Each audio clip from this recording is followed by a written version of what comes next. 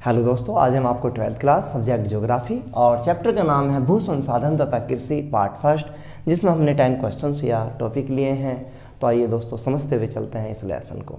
सबसे पहला क्वेश्चन है कि भारतीय कृषि।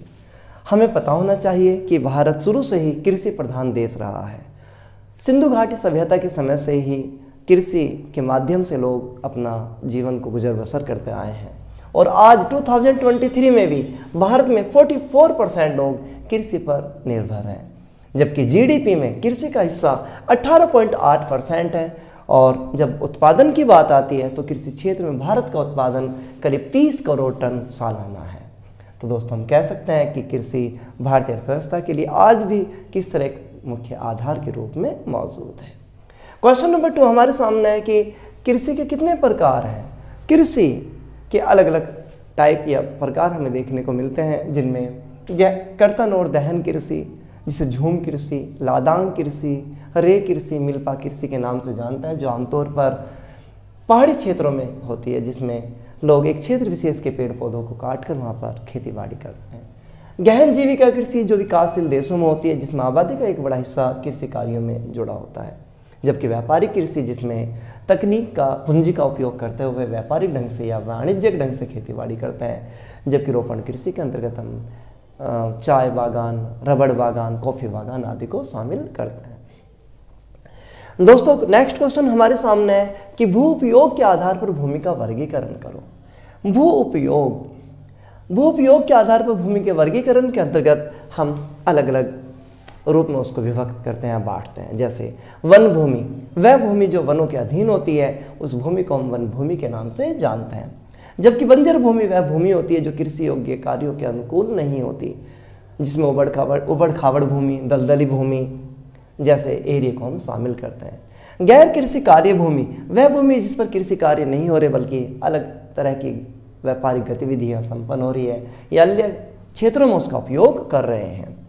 स्थायी चारागाह क्षेत्र, वे क्षेत्र जिनका उपयोग हम चराई के लिए करते हैं, जिन्हें हम CPR कॉमन प्रॉपर्टी रिसोर्स के नाम से भी जानते हैं, जहां लोग अपने पशुओं को चराने से संबंधित गतिविधियां चलाते हैं। प्रतिभूमि, वह भूमि जिस पर किसान लगातार खेती नहीं करता बल्कि कुछ समय विशेष के लिए खाली छोड़ देता है ताकि भूमि की उर्वरा शक्ति बढ़ सके, तो ऐसी भूमि को हम प्रतिभूमि का नाम देते हैं। निवल बोया गया क्षेत्र, कृषि भूमि में वह क्षेत्र जिस पर वास्तविक रूप से खेती हो रही हो, उस क्षेत्र को हम निवल बोया गया या शुद्ध बोया गया क्षेत्र के नाम से जानते हैं। दोस्तों नेक्स्ट क्वेश्चन हमारे सामने है कि भू उपयोग को प्रभावित करने वाले कितने कारक हैं। भू उपयोग, एक क्षेत्र विशेष की भूमि के उपयोग को प्रभावित करने वाले अलग अलग कारकों का रोल है। सबसे पहला रोल अर्थव्यवस्था का आकार है। अर्थव्यवस्था बड़ी है या छोटी है, तो अर्थव्यवस्था का आकार भी काफ़ी हद तक कृषि कार्यों में यूज़ होगी या गैर कृषि कार्यों में यूज़ होगी, इस पर निर्भर करता है। यदि एक देश आर्थिक रूप से द्वितीय और तृतीय गतिविधियों में संलग्न है, तो ऐसी स्थिति में वहाँ कृषि योग्य भूमि अपना आप कम हो जाएगी।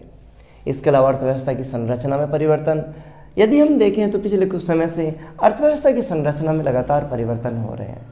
कृषि योग्य कार्यों को छोड़कर लोग गैर कृषि कार्यों में संलग्न हो रहे हैं, जिसका परिणाम भूपयोग को पर भी हमें देखने को मिल रहा है। यही वजह है कि लगभग पूरे देश में और विश्व स्तर पर भी कृषि योग्य भूमि के स्वरूप में कमी देखने को मिल रही है। इसके अलावा कृषि क्रियाकलापों का जीडीपी में योगदान घटना, वर्तमान समय में कृषि क्रियाकलापों का जीडीपी में जो योगदान वो 18.8% बना हुआ है। तो इन सब के परिणाम स्वरूप कहीं ना कहीं कृषि योग्य भूमि अनदेखीपन का शिकार है और कृषि को छोड़कर हम अलग अलग कार्यों में लग रहे हैं, जिससे भू उपयोग प्रभावित हो रहा है। दोस्तों नेक्स्ट क्वेश्चन हमारे सामने है, क्या है साझा संपत्ति संसाधन। तो साझा संपत्ति संसाधन से हमारा अभिप्राय उन संसाधनों से है जिन पर किसी एक का स्वामित्व तो नहीं होता बल्कि वह जमीन सामुदायिक रूप में होती है। सड़कों के दोनों ओर की ज़मीन, नदी के दोनों ओर का इलाका, गांव की वह खाली ज़मीन, बंजर ज़मीन जिस पर पेड़ पौधे आदि उगे हुए हैं, उस एरिया को हम साझा संपत्ति संसाधन के नाम से जानते हैं। यह वह क्षेत्र है जहाँ पर लोग अपने पशुओं को पशु चराई के लिए ले जाते हैं। इसके अलावा जलाऊ लकड़ी वहाँ से प्राप्त करते हैं, या हम कह सकते हैं वन उत्पादों को वहाँ से प्राप्त किया जाता है। नेक्स्ट क्वेश्चन दोस्तों हमारे सामने, भारत में कितनी फसल ऋतुएं हैं या सस्य ऋतुएं कितनी हैं। तो भारत में 3 कृषि ऋतुएं हैं, जिनमें रबी की फसल, जायद की फसल एंड खरीफ की फसल। रबी की फसल या रबी की ऋतु अक्टूबर नवंबर में से बोते हैं और मार्च अप्रैल में काट लिया जाता है। रबी की ऋतु के अंतर्गत गेहूं, सरसों, चना, मटर आदि को उगाया जाता है। जबकि जायद की ऋतु या जायद ऋतु रबी फसल की कटाई के बाद उगाई जाती है, जिसमें तरबूज, खरबूजा, ककड़ी, खीरा या सब्जी आदि शामिल होती है। जबकि खरीफ ऋतु के अंतर्गत या खरीफ ऋतु जून जुलाई में बो दी जाता है और सितंबर या अक्टूबर में उसको काट कर लिया जाता है, जिसके अंतर्गत चावल, दाल, कपास, पटसन आदि को उगाया जाता है। तो दोस्तों, हमने पढ़ा भारत में फसल ऋतुओं के कितने टाइप हैं। नेक्स्ट क्वेश्चन हमारे सामने है कि आर्द्रता के आधार पर कृषि का वर्गीकरण करें। तो आर्द्रता के आधार पर कृषि भूमि को हम अलग अलग भागों में बांटते हैं। स्पेसिफिक 2 भागों में बांटते हैं। पहले को कहते हैं हम सिंचित कृषि, दूसरे को कहते हैं वर्षा निर्भर कृषि। सिंचित कृषि वह कृषि जिसका उद्देश्य कृषि क्षेत्र में उत्पादन को बढ़ाना है। सिंचित कृषि के भी हमें 2 रूप देखने को मिलते हैं, जिनमें रक्षित सिंचाई कृषि और उत्पादक सिंचाई कृषि। सिंचित कृषि के अंतर्गत रक्षित सिंचाई कृषि उन क्षेत्रों में की जाती है जहां पर पानी की शॉर्टेज होती है। ऐसी स्थिति में सिंचाई का उद्देश्य है फसल की रक्षा करना है, ताकि फसल को नष्ट होने से बचाया जा सके। देश के अलग अलग भागों में रक्षित सिंचाई कृषि होती है। उत्पादक सिंचाई कृषि यह वह कृषि होती है जिसमें सिंचाई का उद्देश्य अधिक से अधिक उत्पादन करना है। उन क्षेत्रों में जो सूखेग्रस्त नहीं है, वहाँ पर आमतौर पर उत्पादक सिंचाई कृषि की जाती है। पंजाब, हरियाणा जैसे राज्यों में, पश्चिम उत्तर प्रदेश उत्पादक सिंचाई कृषि को हम देख सकते हैं। नेक्स्ट है वर्षा निर्भर कृषि। तो वर्षा निर्भर कृषि के अंतर्गत भी 2 रूप देखने को मिलते हैं। पहले को हम कहते हैं शुष्क भूमि कृषि और दूसरे को कहते हैं आर्द्र भूमि कृषि। शुष्क भूमि कृषि वह कृषि या उस शुष्क भूमि कृषि में उन क्षेत्रों को शामिल करते हैं जहाँ 75 सेंटीमीटर से कम वर्षा होती है। इसमें आमतौर पर मोटे अनाज, बाजरा, रागी, जवार, कंगनी, मक्का आदि को उगाते हैं। जबकि आर्द्र भूमि कृषि के अंतर्गत उन फसलों को उगाया जाता है जिनमें अधिक पानी की जरूरत होती है, जिनमें चावल, जूट आदि को हम शामिल कर सकते हैं। नेक्स्ट क्वेश्चन हमारे सामने है कि चावल तथा गेहूं की जलवायु तथा उत्पादन क्षेत्र बताइए। चावल के उत्पादन में विश्व स्तर पर चीन के बाद हमारा दूसरा स्थान है और भारत में सबसे ज़्यादा चावल का ही प्रोडक्शन होता है। चावल की जलवायु के अंतर्गत तापमान 25 डिग्री सेल्सियस से अधिक और वर्षा 100 सेंटीमीटर से 150 सेंटीमीटर वर्षा होनी जरूरी है, अन्यथा निरंतर सिंचाई की जरूरत चावल की फसल में होती है। समुद्र तल से लेकर 2000 मीटर की ऊंचाई तक चावल को उगाया जा सकता है और चावल खरीफ की फसल है। इसके उत्पादन क्षेत्रों के अंतर्गत पश्चिम बंगाल, ओडिशा, आंध्र प्रदेश, बिहार, पंजाब, हरियाणा, यूपी आदि आते हैं। पश्चिम बंगाल के किसान एक साल में चावल की या धान की 3 फसलों को लेते हैं, जिनके नाम है ओस, आमन एंड बोरो। दोस्तों, नेक्स्ट क्वेश्चन हमारे सामने है गेहूं बोते समय कम तापमान अक्टूबर नवंबर में गेहूं की फसल को आमतौर पर बोया जाता है और मार्च अप्रैल में काट लिया जाता है, यानी काटते समय अधिक तापमान की जरूरत होती है। वर्षा 50 से 70 सेंटीमीटर और रबी कृषि ऋतु में इसको उगाया जाता है। उत्पादन क्षेत्रों में पंजाब, हरियाणा, उत्तर प्रदेश, मध्य प्रदेश, इसके अलावा उत्तराखंड का कुछ क्षेत्र में हम गेहूं को उगाते हैं। शीत ऋतु में होने वाली वर्षा गेहूं की फसल के लिए काफ़ी महत्वपूर्ण होती है। नेक्स्ट क्वेश्चन है दोस्तों हमारे सामने, मोटे अनाज क्या है? मोटे अनाज मिलेट, जिन्हें वर्तमान समय में श्री अन्न का नाम भी दिया गया है। मोटे अनाजों के अंतर्गत जवार, बाजरा, रागी, कोदो, कंगनी, मक्का आदि को शामिल करते हैं। पोषक तत्वों से मोटे अनाज भरपूर होते हैं। मोटे अनाजों के लिए तापमान 26 डिग्री से 29 डिग्री सेल्सियस यानी अधिक तापमान जरूरी है और वर्षा 50 सेंटीमीटर यानी अधिक पानी की इनको जरूरत नहीं होती। उत्पादन क्षेत्रों के अंतर्गत मध्य प्रदेश, महाराष्ट्र, राजस्थान, कर्नाटक और तेलंगाना आदि आते हैं। अगला क्वेश्चन हमारे सामने है फसल गहनता सूत्र।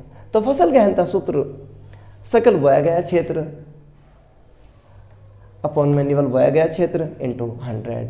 इससे दोस्तों हम फसल गहनता को निकाल लेते हैं।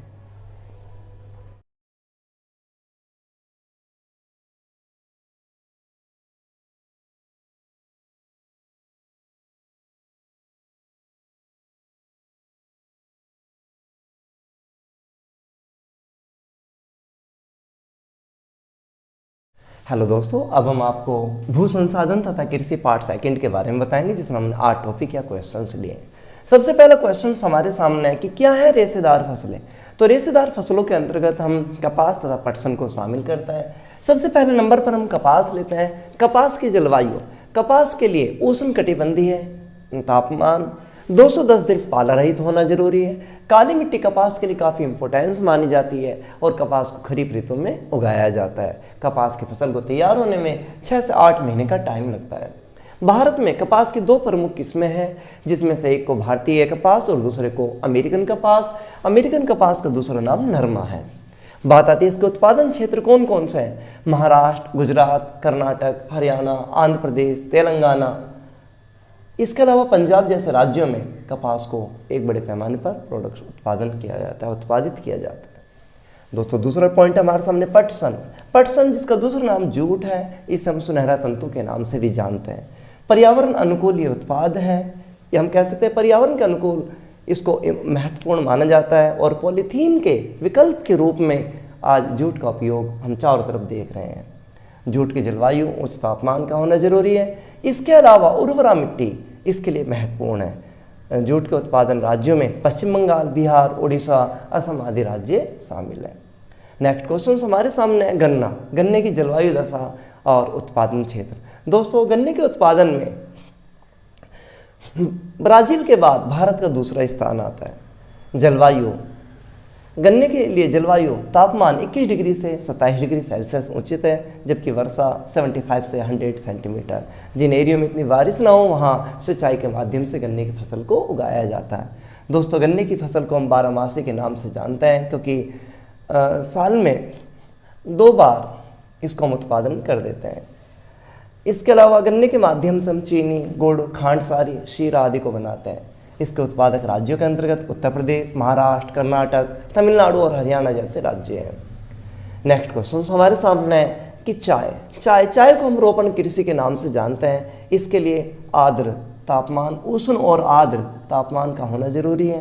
साथ ही ढालदार जमीन और रुक रुक कर बारिश का होना चाय की फसल के महत्वपूर्ण माना जाता है, क्योंकि रुक रुक कर बारिश होने से चाय की फसल में नई नई कोपलें देखने को मिलती हैं। इसको उत्पादक राज्यों में असम, पश्चिम बंगाल, तमिलनाडु, केरल जैसे राज्य हैं। दोस्तों, हमारे यहाँ पर चाय की खेती सर्वप्रथम 1840 में असम की ब्रह्मपुत्र घाटी में की गई। उसके बाद देश के अलग अलग भागों में चाय का उत्पादन हुआ। नेक्स्ट क्वेश्चन है कॉफ़ी के लिए जलवायु कम शुष्क और आर्द्र। इसके अलावा दोमट मिट्टी इसके लिए महत्वपूर्ण होती है, लावा मिट्टी इसके लिए महत्वपूर्ण होती है। कॉफ़ी को बीजों के माध्यम से हम प्राप्त करते हैं। कॉफ़ी की किस्मों के अंतर्गत 3 किस्में हमारे यहाँ हैं, अरेबिका, रोबास्ता और लिबेरिका। सबसे अच्छी किस्म अरेबिका मानी जाती है। इसके उत्पादक राज्यों में केरल, तमिलनाडु और कर्नाटक जैसे राज्य शामिल हैं। नेक्स्ट क्वेश्चन हमारे सामने है कि भारत में समय समय पर कृषि का विकास करने के लिए क्या प्रमुख कदम उठाए गए। तो आज़ादी के पश्चात हमने कृषि का विकास करने के लिए अलग अलग कदमों को उठाने का काम किया, और तब से लेकर आज तक समय समय पर हमने कुछ न कुछ कदमों को उठाया है। जैसे सबसे पहला पॉइंट, भूमि सुधार कानून। आज़ादी के पश्चात हमने भूमि सुधार कानूनों को लागू किया। भूमि सुधार कानूनों के तहत हमने जमींदारी प्रथा को समाप्त किया, जोतों की चकबंदी की गई।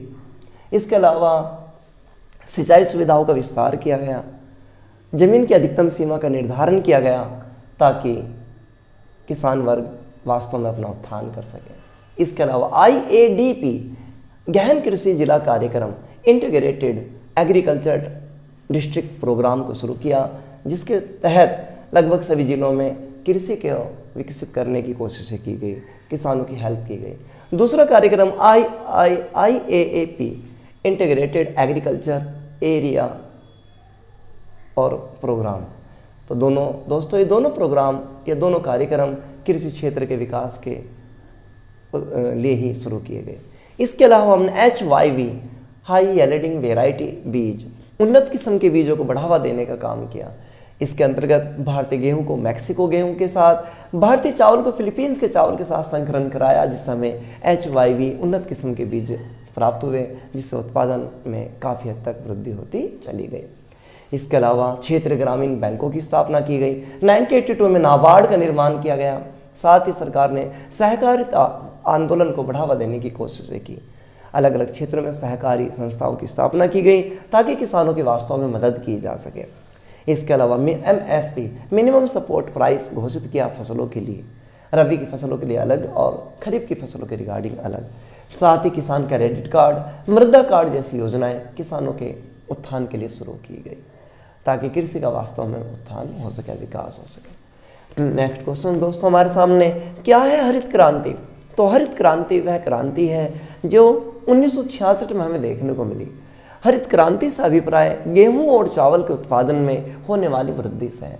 वह भारत जो गेहूं के लिए, चावल के लिए दूसरे देशों पर निर्भर हो गया था, हरित क्रांति के माध्यम से वह काफ़ी हद तक आत्मनिर्भर होता चला गया। हरित क्रांति को शुरू करने में डॉक्टर नॉर्मन बोरलॉग तथा MS स्वामीनाथन का एक बड़ा योगदान रहा। हरित क्रांति का ही परिणाम था कि भारतीय कृषि क्षेत्र पूरी तरह बदलता चला गया और हमने अपनी जनसंख्या की आवश्यकताओं को पूरा करने के साथ साथ विदेशों को भी एग्रीकल्चर प्रोडक्ट को निर्यात करना शुरू कर दिया। नेक्स्ट क्वेश्चन है श्वेत क्रांति। श्वेत क्रांति दुग्ध क्रांति ऑपरेशन फ्लड जो 1970 के दशक में देखने को मिली, जिसके तहत दुग्ध उत्पादन को बढ़ावा दिया गया। सरकार द्वारा सहकारिता के माध्यम से श्वेत क्रांति दूध उत्पादन को बढ़ावा देने का प्रयास किया और इसमें सबसे बड़ा योगदान डॉक्टर वर्गीज कुरियन का रहा। गुजरात के आणंद शहर से इसकी शुरुआत हुई और देखते ही देखते भारत दूध उत्पादन में आगे बढ़ता गया। दोस्तों नेक्स्ट क्वेश्चन है कि भारतीय कृषि आज किन समस्याओं का सामना कर रही है? भारतीय कृषि दोस्तों हमें पता होना चाहिए कि आज भी 68.8% जनसंख्या गाँवों में रहती है। 44% लोग अभी भी पूरी तरह कृषि पर निर्भर है। उन हालातों में कृषि क्षेत्र का विकास करना बहुत ज़रूरी हो जाता है।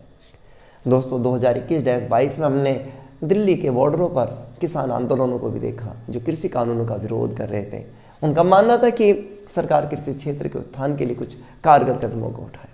हम मान सकते हैं कि कृषि क्षेत्र अभी भी तरह तरह की समस्याओं से ग्रस्त है, जैसे अनियमित मानसून हमारे यहाँ अनियमित है। इसके अलावा देश की आबादी का एक बड़ा हिस्सा ऐसा है जो अभी भी मानसून पर निर्भर है। सिंचाई सुविधाओं का पर्याप्त विकास नहीं हुआ।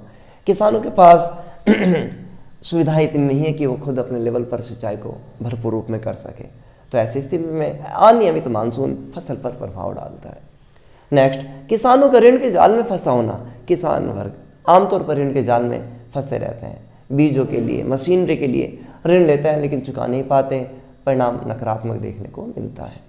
नेक्स्ट, निम्न उत्पादकता। वर्तमान समय में भारत में किसानों के सामने एक बड़ी समस्या निम्न उत्पादकता के रूप में देखने को मिल रही है, यानी उत्पादन का स्वरूप अधिक नहीं है या व्यापक नहीं है। इसके अलावा जोत यानी खेतों का निरंतर छोटा होना, परिवार के विघटन की वजह से या कह सकते हैं परिवार के टूटने की वजह से या अलग अलग कारणों। हम इसके अलावा कृषि योग्य भूमि को अलग कार्यों में इस्तेमाल करने से जोतों का निरंतर छोटा होना एक बड़ी प्रॉब्लम बनती चली जा रही है। नेक्स्ट, मौसमी बेरोजगारी ग्रामीण क्षेत्र में काफ़ी बड़े पैमाने पर मौजूद होती है, तो ये भी एक बड़ी मौसमी बेरोजगारी। इसके अलावा परछिपी बेरोजगारी भी ग्रामीण क्षेत्र में देखने को मिलती है। नेक्स्ट, फसल का असमय नष्ट होना। हम HYV बीजों का यूज़ करते हैं कई बार। इसके अलावा मौसमी कारणों से भी फसल असमय नष्ट हो जाती है। नेक्स्ट, वैश्वीकरण के कारण भी भारतीय कृषि को तरह तरह की चुनौतियों का सामना करना पड़ रहा है। विशेष रूप से फसल की कटाई के समय बाहर से जब गेहूं या चावल अथवा अन्य उत्पादों का आयात होता है तो उसका परिणाम भी भारतीय किसानों पर देखने को मिलता है। इसके अलावा WTO वर्ल्ड ट्रेड ऑर्गेनाइजेशन का रूल कि विकासशील देश अपने किसानों को 10% ही सब्सिडी देंगे, ये भी भारतीय किसानों के लिए एक बड़ी समस्या उत्पन्न होती है। तो दोस्तों हमने पढ़ा भू संसाधन तथा कृषि चैप्टर। उम्मीद है आपको समझ में आया होगा। धन्यवाद।